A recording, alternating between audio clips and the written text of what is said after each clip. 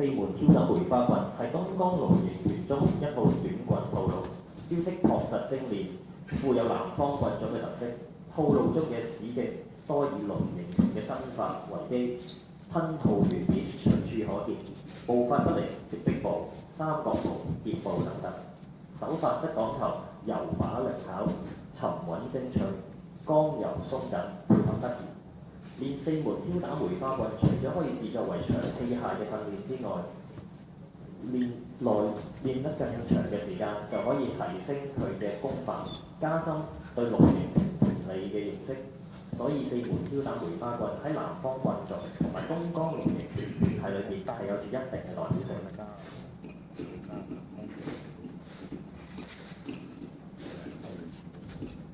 如果多練呢套棍咧，就可以做到我哋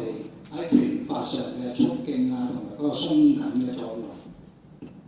同埋練到我哋擺馬擺人理嘅作用。